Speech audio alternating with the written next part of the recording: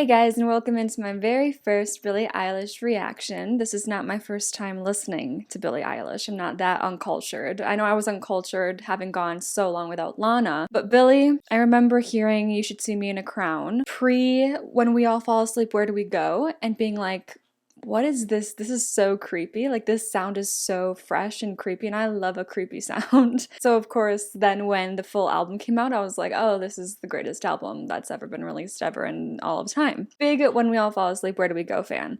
Then, when Happier Than Ever came out, I listened to it one time, and the only song that I have gotten to know from that album very well, I love it very much, is the title track, Happier Than Ever. And I think I've only heard the rest of the songs on that album once. I don't think I ever went back to them. I don't know what it was, like I just didn't connect with it the same way that I connected with her first album, but I'm still so excited to see what we are about to listen to today. Hit Me Hard and Soft. I love that title. I feel like we're about to explore the duality of woman, and honestly, I feel like, let me know if I need to go back and do a re-listen to the album Happier Than Ever. Maybe I do. I might need to. I don't know what was wrong with me. Is it a great album and I'm missing out? Because that's very possible. Okay, we have 10 tracks. Very digestible. She's going easy on me after Taylor absolutely did not. We've got it all stylized in uppercase. It's so funny to me that we went through like this whole, I want to say it was like 2017, 18. Everyone was like, no, it's cool to be all under caps, lowercase. Now in the last year and a half to 2 years, we're seeing it switch up to all uppercase. What can we do next? I'm not sure. I don't know how we're going to be able to. I mean, Taylor's putting messages in the codings of her songs with uppercase and lowercase. What more can we do? I'm going to claim a song I haven't yet, but I do enjoy doing that. I think I have to do Bittersweet, just because I love the play on how the word is spelled. Let's see what she has to say. If you would like to see my full reaction to this album, I do have a music tier, exclusive reactions and full reactions to what I do here on YouTube, so check that out if you'd like. Yeah, let's get into it. We're starting off with track 1, Skinny. I love that sound, and her vocals are always pretty. I wasn't expecting this vibe. Feeling off when I feel fine. 21 took a lifetime. People say I look happy just because I got skinny. But the old me is still me, and maybe the real me, and I think she's pretty. I still cry.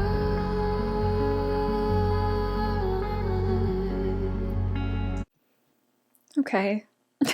I could tell from I was thrown off from the very beginning, like the sound of the song. I was like, I thought this sounds like we're about to be sad. And I don't know why I was expecting us to not be in this one. Oh, and it's not even just the type of sad where it's like, I'm sad. It's much more melancholic and complicated than that. And that type of sadness always really gets me.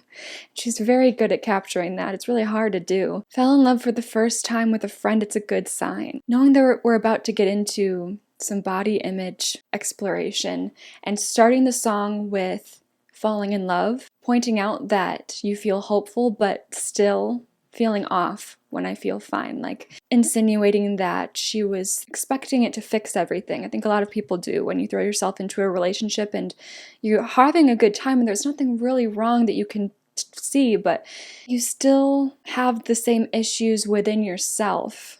No one else and no relationship can fix that. 21 took a lifetime is a crazy lyric. So much. She's so good at that. Putting so much meaning into such a short little lyric. But like being proud of yourself that you even made it to 21 and then still feeling that pit in your stomach that you can't quite place. But people say I look happy just because I got skinny. People like to do that when it comes to weight. People like to do that, I think Miley Cyrus pointed out, when it comes to hair. It's specifically about women as well. A lot of the time, I know Miley said that she had an era, it was her Younger Now era, where she was like, okay, I'm gonna have my hair at like a socially acceptable length and a socially acceptable color, and I'm going to have like more subtle minimal makeup, and I'm going to present myself to look normal. And because of that, people were like, wow, she's really grown up. She's really come into herself. She's having a great time. She found herself. And it's like, why do you think because someone looks a certain way, whether that be the hair or it be they lost weight, why would you think that that has anything to do with what's going on in here? It's really strange, and it's something that's always been very interesting to me, and it's crazy to see it in a song. People say I look happy just because I got skinny. I wonder if she's going to expand upon that, or if that's just going to be the framework of a bigger idea that the song becomes. Am I acting my age now? Am I already on the way out? Off the stage, I'm a bird in a cage. I'm a dog. Ooh, the crowd. The internet is hungry for the meanest kind of funny, and somebody's gotta feed it. Do you still cry? Her voice makes me want to cry. I mean, I'm connecting with the lyrics, but it's the way she's singing that's getting to me. My patience is gone, and I never did Those echoing vocals in the back, too. for so long. Interesting. Oh, we've got a long instrumental outro. Here we go.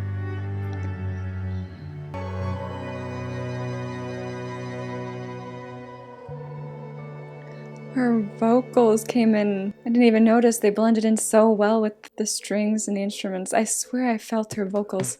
What the? Oh, we're gonna take us straight into track 2. That's what's that's what's happening. That's a trend too. I wonder who did it first.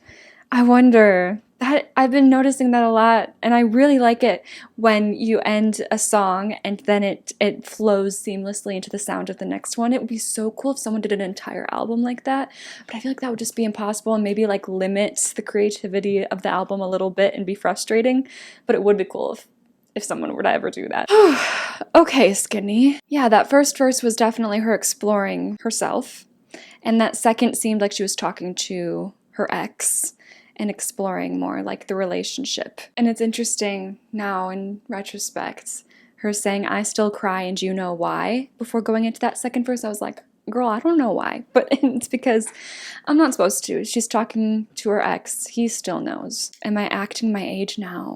Am I already on the way out? See, on my first listen, this is already my first listen. On my first reaction, I guess, I was thinking, before I caught on to the fact that we were talking to the ex, I was thinking, that she was pointing out public perception and the obsession with youth, specifically with women and music. It's a whole thing, we all know. And so I was like, okay, she's growing up, and is she saying, because of that, is she on her way out of the success bubble that she's found herself in? But that's actually a lot darker, knowing that she's talking to her relationship. Am I acting my age now? It's like he told her to, like he called her immature.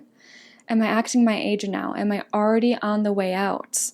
Like, because now that I'm acting my age, even though you're the one who told me to, now that I am, oh, you're going to be sending me out the door because you don't like girls who act my age, who are already so young compared to you. That's kind of the vibe I get from that. There's a lot of anger in this second verse, and it can be taken many different ways.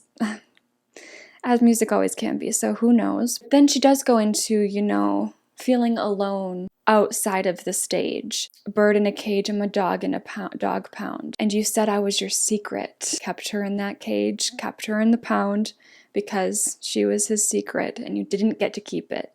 That's interesting. Obviously, they became very public. The flow of this as well, and the internet is hungry for the meanest kind of funny. The meanest kind of funny is a way I've never heard it put before, that puts like the tone of the ugly side of the internet into like a perfect coined phrase.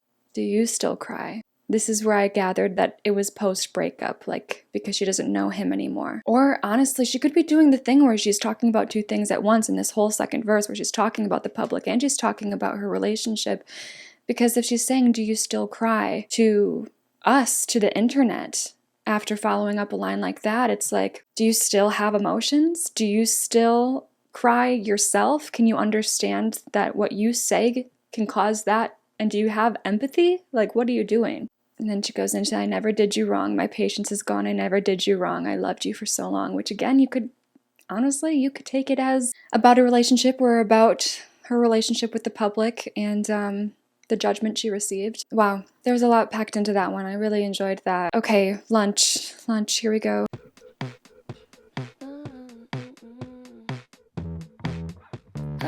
Ooh, it's like funk. Oh. She dances on my tongue, tastes like she might be the one.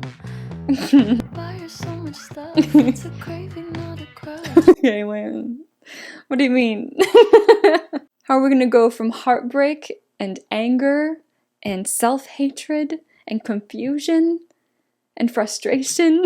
How are we gonna go from all of that to I could eat this girl for lunch? And it feels especially connected because of that sonic flow from each song, from Skinny to Lunch. You know what? Honestly, it sounds like she really threw herself into this. If, like, you want to take that, like, the symbolism of these songs being paired like that, it seems like she was like, what the fuck? Let me go hook up with a girl. Okay. I need to start up. Let's start back with the lyrics. Okay. She dances on my tongue, tastes like she might be the one.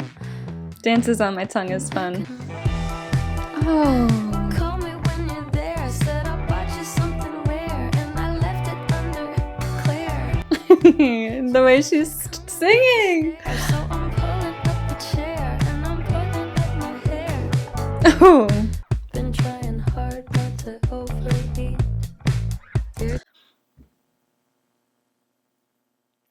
Is that how they're connected?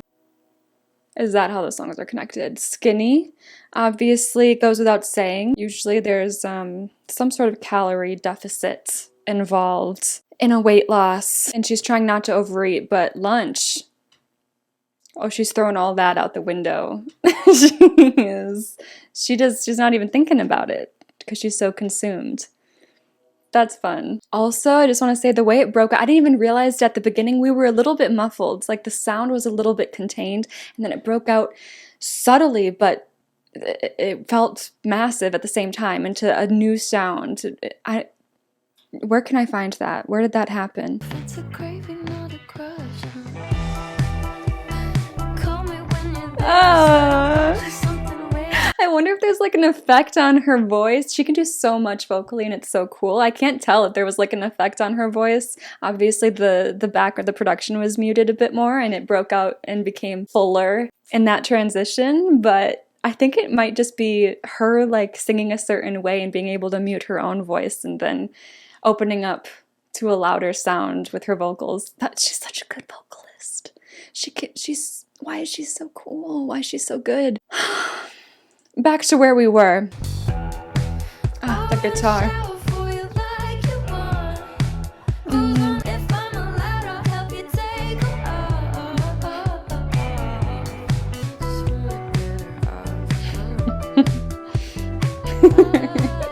I love that being a little standalone lyric.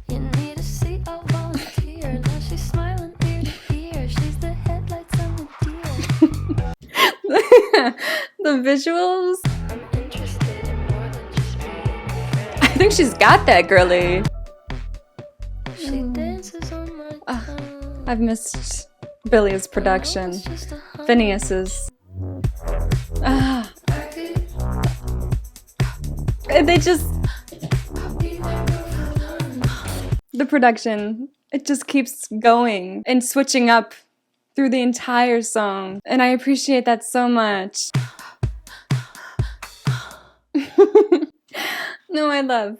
I mean, the concept is fun. It's just like a fun concept. I don't need like super intense themes and poetry, but also poetry can just be fun and not like super intense and confusing. Like, I just love a fun song and I love good production. And I think it was Phineas, like in an interview where he said something along the lines of like, he treats his production and music as like ear candy, and how can you consistently throughout the song keep it fresh to keep the ear interested as it's going on. Like, they are so good about like not keeping things structured in a boring way. I don't know.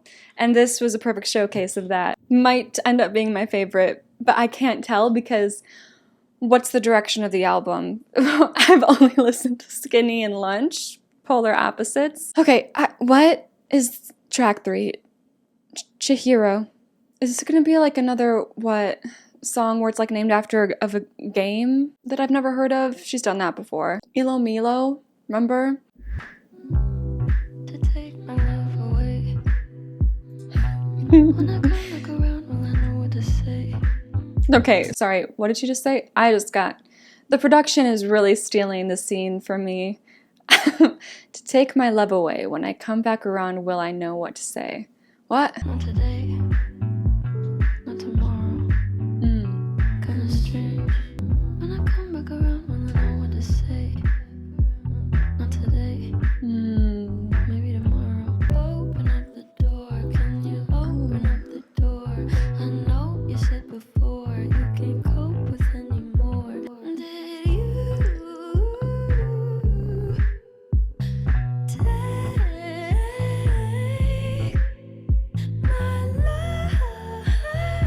My love.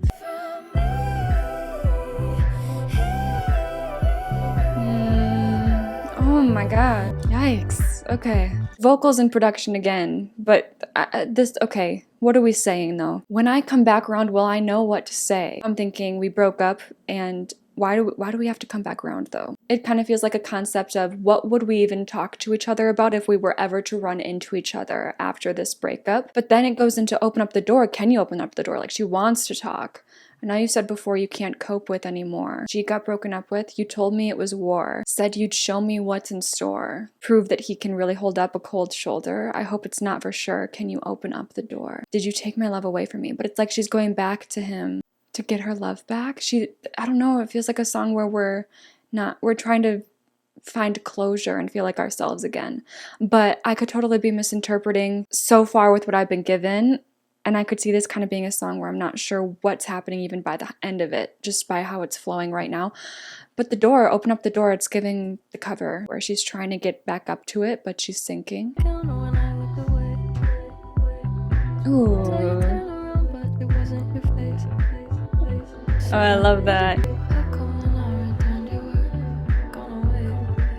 Oh. She didn't even know he was leaving for good.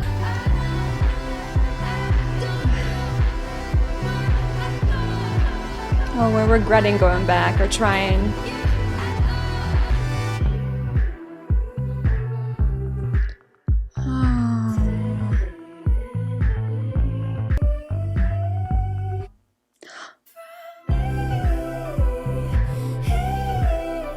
Oh.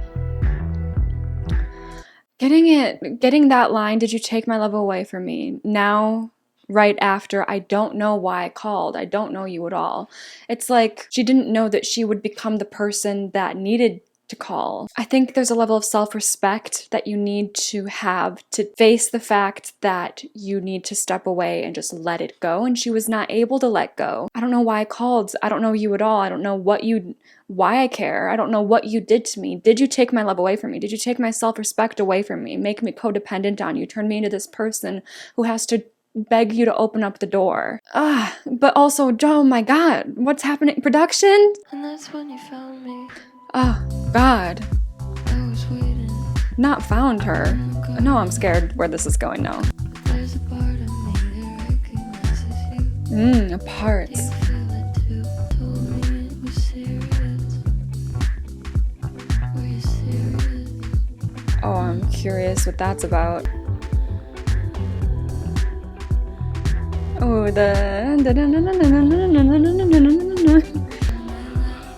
Oh, is that Phineas? Oh.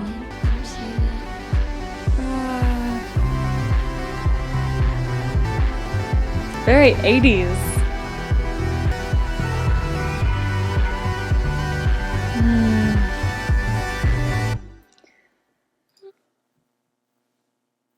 Now hold on.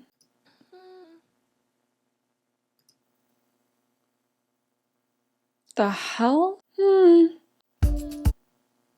Okay, I just wanted to see if that was gonna go into the next song, but it wasn't. That was an interesting way to end that. Okay, that bridge. When you told me it was serious, were you serious? Immediately I took that as like he was gonna go away for a bit, but he was gonna come back, and then he didn't. Like, it feels like she kind of got ghosted, and she was like, what the hell is happening? Eventually it comes back, and then that's when like the official breakup happened. They told me they were only curious. Now it's serious. Actually, I'm not gonna lie, the first thing that came to mind, I don't know, because it doesn't really fit in with the rest of the songs. I don't know why my mind went here.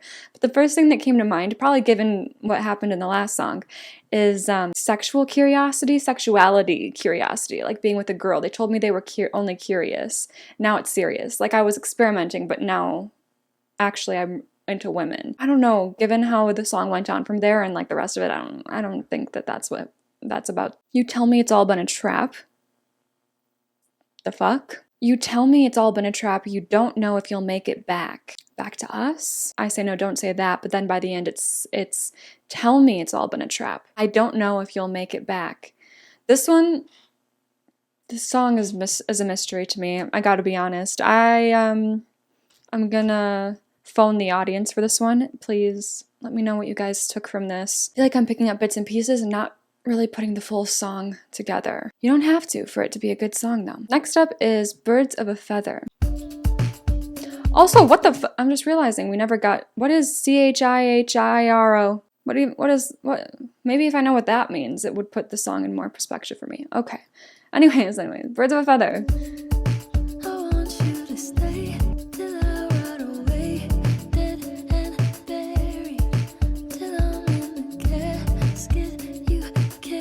Morbid, but fair.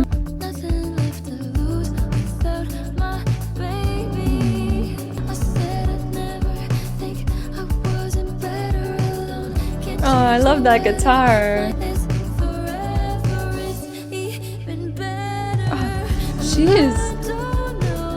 She just keeps going. She's doing such different things with her vocals. I love this, that she's like, I don't know, there's this certain sound in her vocals that she's been playing with on this album already in just the first 4 tracks that I'm loving so much. It's like she's opening her voice up more and like letting go of a bit of the control. It still sounds very purposeful and controlled, but I really like it. Ooh. Suddenly we're in the 90s. Okay, Mariah Carey. This feels like Mariah Carey. Does it not? I don't know, I'm smiling. She's saying the worst things ever. She's saying, I mean, she's like, it's a love song, but it's like very, very steeped in imagery of death. So like, it's morbid, but it's cute. I mean, yeah, that's Billie.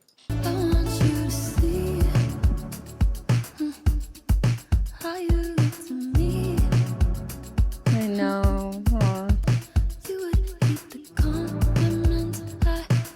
Yeah, I feel like you deserve them. Oh. Ooh, that echo.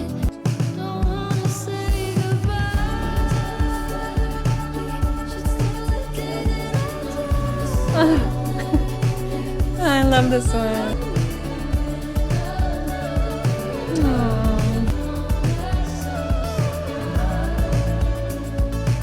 I love you. Don't act so surprised.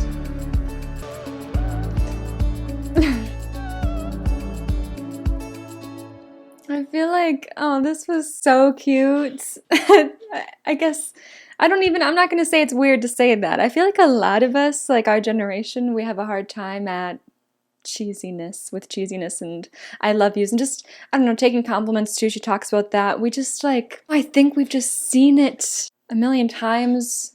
Cliches have been born thanks to movies and modern media and stuff. Everything just feels so unbelievable when it gets to happen to you. And the way she's singing about love and confessing her love in this one, it just feels so modern. It feels so like dark and moody, but also self-aware. I don't know, I just feel like this is a very universal experience, whether you're the person saying I love you and not being believed, or saying these compliments all the time and not being believed, or the person receiving and not being able to believe that. It's an epidemic in itself of how we love each other nowadays. It's really sad, but it's cute to have a song that pushes past that mentality and is like, fucking take my love. I think it's nice. Track 5, Wildflower. Oh. Okay. Is that guitar and rain and footsteps? Echoey vocals? Things fall apart. Yeah. She was your girl. You showed her the world. It fell out of love, and she was crying on my shoulder. All I could do was hold her.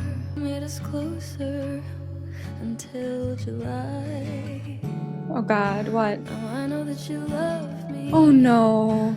You don't need to remind me. I see her in the back of my mind all the time, like a sun.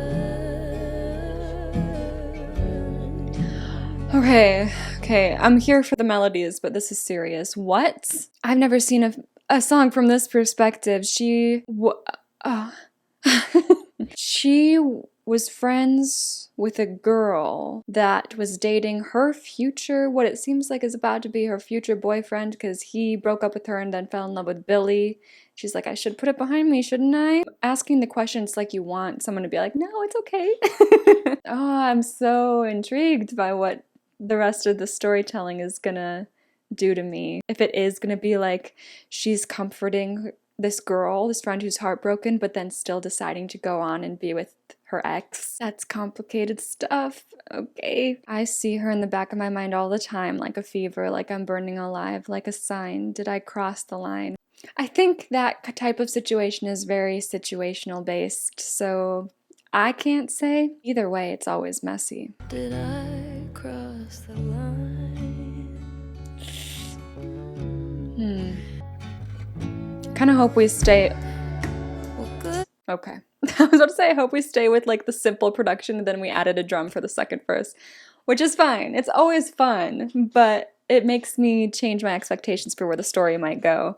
I feel like that means the tone of the song is gonna end with her being like, fuck it, it's fine. In the words of our forefather, Olivia Rodrigo. I'd never ask who was better. Ooh, yeah, that's good. She couldn't be more different from I got so scared.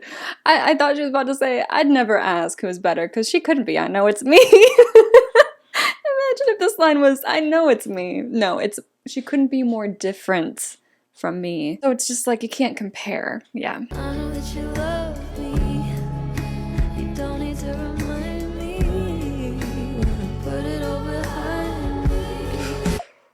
Whoa, I love, obviously, this is the same couple of lyrics that led us out of that first verse, but they take on a new meaning following the lead out of the second verse. Because before, it's like she was saying, I don't need you to tell me that you love me because I don't want to know. Like, she was feeling guilty about the possibility of being with a boy who was with this girl that she respected and was friendly with. And she doesn't want to find out that he's into her, because then she's like, oh, am I going to do something bad? Am I going to take this on? Am I going to really do this? Am I that girl? She's having those thoughts. But then in the second verse, they are together. But she's spending a lot of it talking about how she's not going to ask him to compare her with his ex. But then her saying, you don't need to remind me that you love me, is kind of now her telling us that even though she didn't ask to be compared, maybe he picks up on the fact that she does feel a little bit insecure about his ex and how the three of them all mesh into this situation. And it's like, you don't need to remind me that you love me. Like, don't just tell me you love me because you feel like you need to make me feel secure. Like, that just makes me feel worse. That's how it feels to me.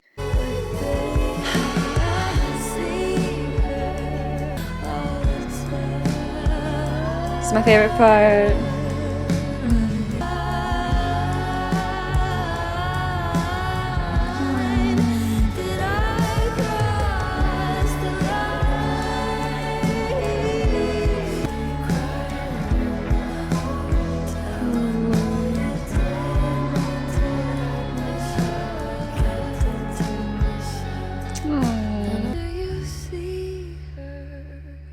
In the back of your mind.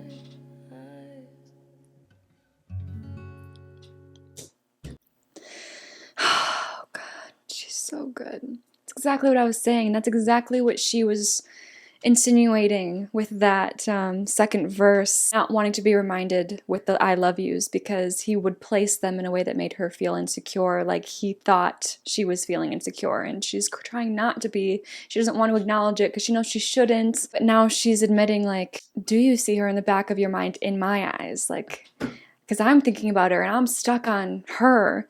So, like, can you tell? Can you see that?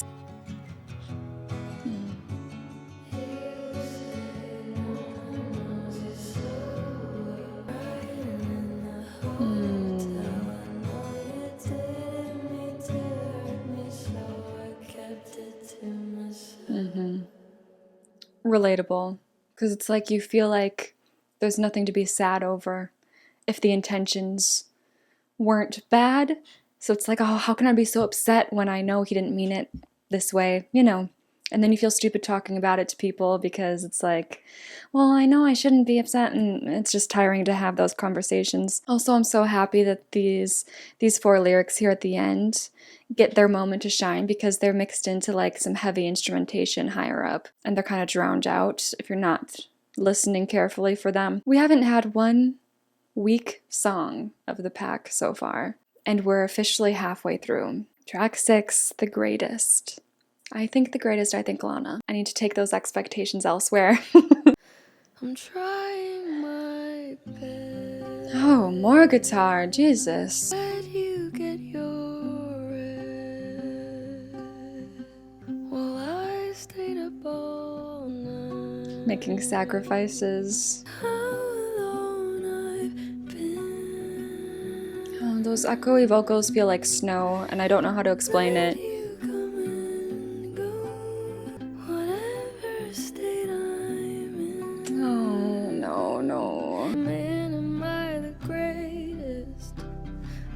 Congratulations, all the times I waited for you to want me naked. Oh, this might be the one to make me cry. Oh, I hate it. Oh, I hate it. It feels also very much like experience predominantly that women have, or is it just an experience that most people have? I'm not sure, but just like feeling like you're constantly trying your best and putting on this show to be appreciated. It makes me think of So Long London, talking about how she would like do so much just for a glimpse of his smile. It's like you do so much just to feel a second of appreciation. It just begins that cycle of that just going round and round. And they have no idea. They have no idea how much you're trying. That's like the worst feeling ever, and I'm so sad for her. I get so sad for these singers. Doing what's right. She's like, where's my reward? I deserve one. Without a reward, and you don't wanna know what I would have done. All the times I waited. I don't know why it's this part that makes me so sad. That's the worst part. Oh god, what's the production doing? Fuck.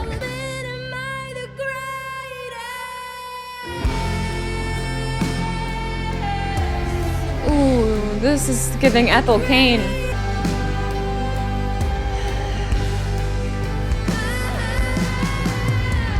Oh, it's giving me major Thoroughfare vibes. But more devastating. Oh fuck, not Still Do.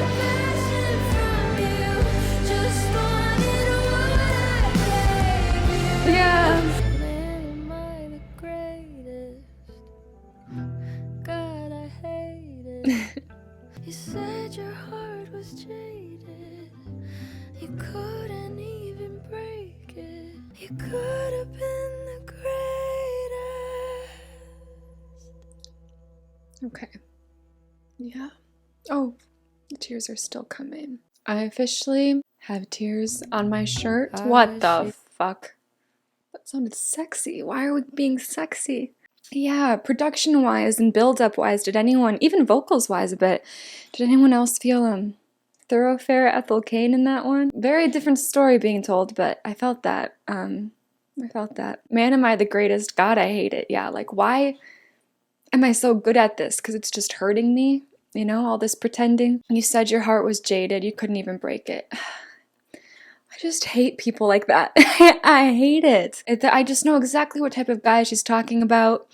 And it gets me riled up when songs do that, when it pinpoints a certain subtype of man. They set you up for low expectations, big red flag. It's like, if you care about someone, it's okay to have flaws, but you need to want to work on them to be able to love the person that you're with, you know? It sucks that he said that. He was like, oh, my heart's jaded.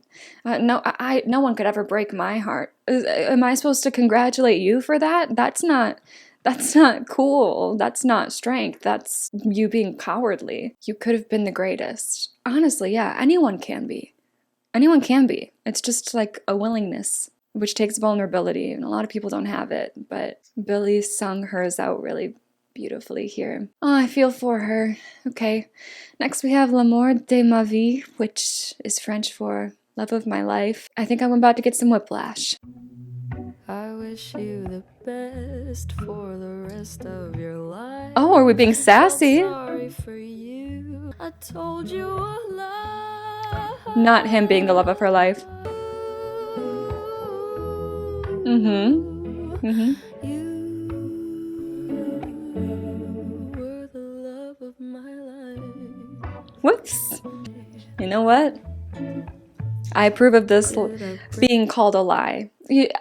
I wonder, I mean, obviously she didn't lie on purpose. Usually when people say they love someone and then they're like, oh, I didn't, it's because they realize after the fact that it wasn't love. But just like the feel of the song makes it feel sassy, like she's not that sorry. Did I break your heart?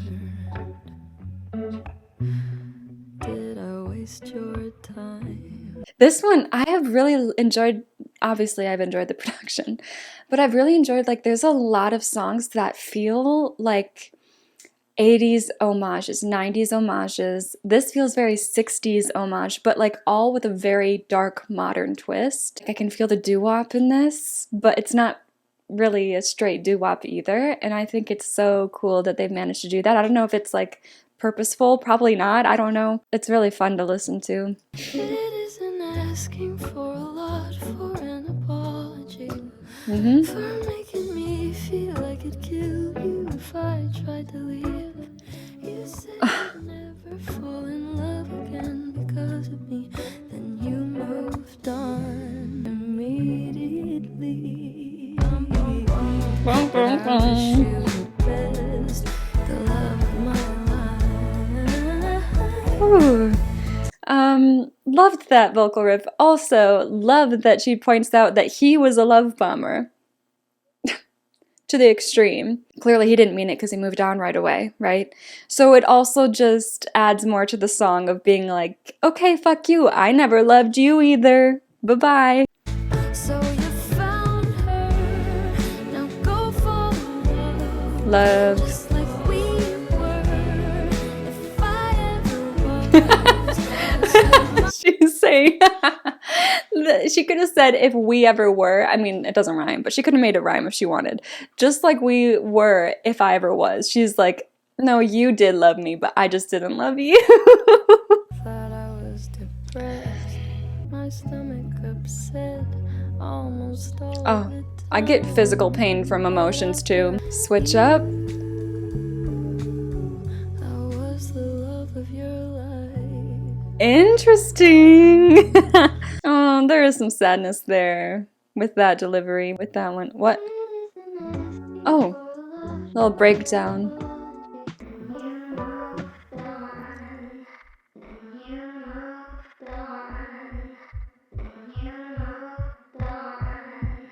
What is this? Oh, we're back in the 80s. We went 60s to 80s. Oh, I feel like she really did it for the first time with the song Happier Than Ever, where it was just like revolutionary. It felt, well, I mean, we have songs like Bohemian Rhapsody, right? Where it's like so many different sounds in one for the purpose of storytelling. And that's like, in my eyes, it was Bohemian Rhapsody where that was the first. Could be wrong. But Happier Than Ever was her first, where it was like switching up the song completely, almost to an entirely different song for the sake of telling the story in the way that it should be told. It can't all be one cohesive sound to get across what we're saying. She's really leaning into that as an option with production on this album, and I think it's serving the song so well.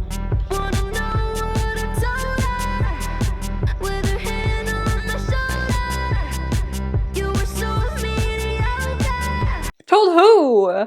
Who is she saying this to? Wait. The girl he moved on with? Oh my god. Vocally, this doesn't even sound like her. This is a whole new sound. Oh, do people know? Is this a famous picture of her with some girl? We're both so pretty. You fumbled us both. How does it feel? That's such a fun ending. That is such a fun ending to that song. I just love her. I love her humor and how it shines so much in her music. There just needs to be more of that in music. That's what I really also loved about Tate McRae's album, Think Later. I love that when people like allow their personality and humor to shine through in their songs. And Billie's just always known how to do that. And I am so grateful for it, because otherwise we wouldn't have got such an incredible song here. This is so good. Next up, we have The Diner. What was that instrument? This song immediately reminded me of another song. And I don't know if I'm even going to be able to find it. It doesn't even really sound the same. You're going to hear the snippet that hopefully I can put in here, and you're going to be like, no, what do you mean? But if you get it, you get it. I don't know why.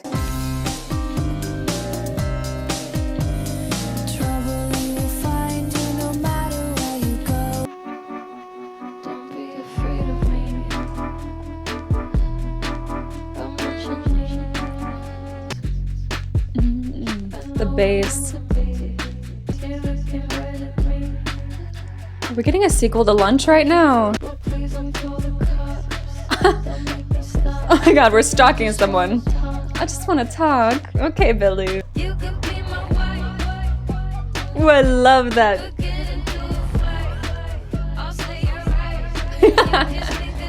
Oh, I like that too. Oh, that's so good.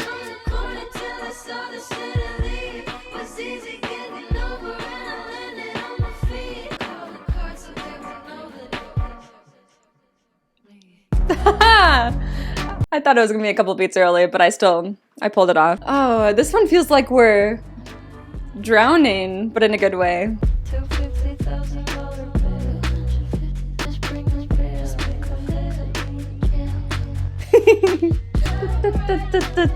That production is so good.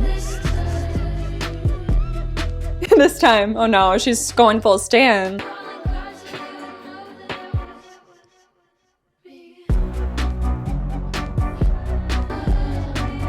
It was me.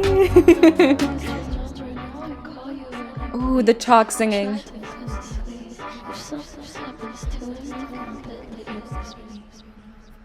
Now what is that? Because you know I want to call it, but I'm scared. I feel like I have to call it. If I know Billie, it would be like her answer. If this is actually something set up, I feel like they can't just say a random number. It's got to be something that's set up for us to be able to call. I feel like it's just going to be Billie being like, the fuck are you doing? You're so nosy. Stop. Hello? Wait, I can't hear you. Hello? Hello? Hold on, let me call you back. You can text this phone. You can text it. That's cute. Okay, I need to look into that. No, that's my song. That's my favorite song. I love obsession. I love movies about obsession. I love songs that play with the idea of obsession. I love a stalker. That came out wrong, but I like creepy. That's why I like Billie. This was a fun, creepy song because we know that she's not actually causing any harm and it's just a song. And I really do feel like it's a sequel to Lunch, because I feel like Lunch, she's kind of like obsessed with the physical connection, and maybe like the girl's trying to move on in the diner, and but she's not willing to let go. And also Lunch, like food and the diner go together. Anyways, Bittersweet, my claimed song. Another way. Did anyone else feel that?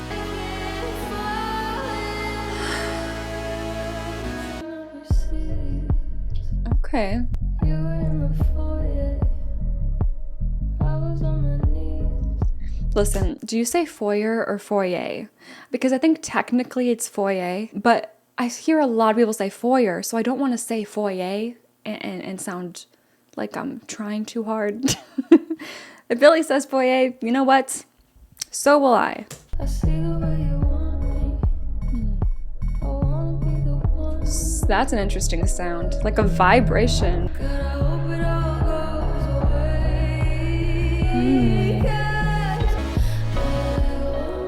I want to. I need an explanation, but also it's kind of giving, oh, I love that. Oh, it's still going. Oh, what is, we're doing another switch up in sound. Perfect. No, this beginning part for sure, it's giving, I love you. It's her song, I love you, from When We All Fall Asleep. He loves her and she doesn't want to hear it because she's not ready for that. And it seems like for some reason she's not ready to fall in love. Is it because she's not ready to be vulnerable again? I need answers. Okay. My dream every once a week, killing on my feet, can't sleep. Underneath all of my belief, all waiting to sleep. Oh, we're giving in. So paranoid, I'm looking at the voice. I've never filled the void. If this is how I die, that's alright. That's alright. Oh, I love how she switched that up. You seem so paranoid. I'm looking at the boys. I've never filled the void out of spite. Like she has something missing with him. And even though she might be looking, she's not going to cheat on him out of spite because she knows that he's worried that she will. Because she doesn't want to. Breathe when you look at me. Oh my god. The album cover keeps getting intertwined back into these lyrics. I'm more than my view. Oh my god. Sweet. I'm staying for you. I felt like we were talking about L'amour de ma vie in this one. That's so cool that she called him out and said, yeah, the song's also about that guy. Oh, she's talking, but we don't get the lyrics of it. Does anyone know? Someone tell me, have we figured out what she's saying right here? Birds. Ah, she did it again. We did it with Skinny and Lunch at the beginning and Bittersweet to Blue at the end. Bittersweet was good. I always get a little bit thrown off when an album isn't chronologically telling a story, so like I was a little bit confused, which they usually don't, so I don't know why I expect it. I thought it was just so cool how she called out the love of her life in that one. And I love that she did it, especially because I was already getting those vibes and I was thinking it, and then she said it and I was like, based on everything I've heard so far, it might be lower down, but also 0 skips so far, and we're about to listen to the last one. So let's try out Blue.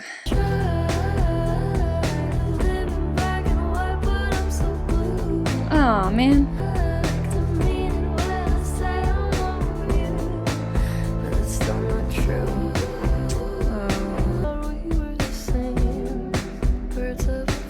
Another call out. What is that? Désolé. The door again. Oh my god. Overseas. Oh my god, she's doing it. You know how at the end of... I'm just overwhelmed. The song's great, but I'm so overwhelmed by the lyrics right now. Okay, because at the end of When We All Fall Asleep, she like combined all of the songs of the album into that last song where like each lyric got its part in each moment and they all blended into one song. And she's not doing that concept exactly, but she's just like referencing so much of the whole album, and I think that's so cool. And I might just want to let this play out completely so I can fall into that. Bird in a cage.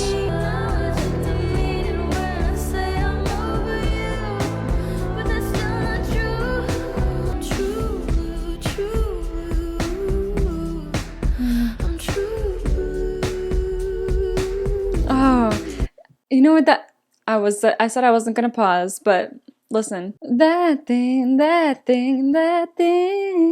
Lauryn Hill, I've got a little bit of a Lauryn Hill medley right there, it felt like. Switch up time? You were born bluer than a butterfly, beautiful and so deprived of oxygen, colder than your father's eyes. He never learned to sympathize with anyone.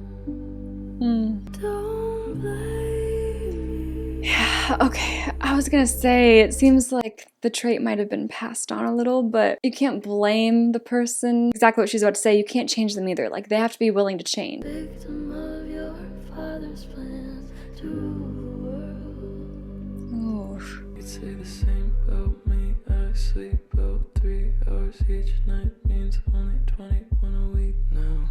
Is this her voice? Like, with the effects? Oh. Oh, she just dropped some lyrics and then said, but I don't blame you.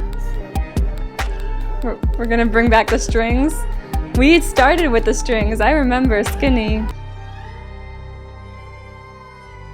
Harmonizing with strings. Thank you, Billie. But when can I hear the next one? I saw that lyric, but when can I hear the next one? I feel like the obvious answer to the way she's ending this album is like knowing that people are like, wow, love it. So when's the next release? Because people are greedy. So it could be that. I mean, especially since it's how she's finishing off the entire album. But given like the context of the song itself, where she's like talking to this ex, and she's like, I can't save you. Good luck. But when can I hear the next one?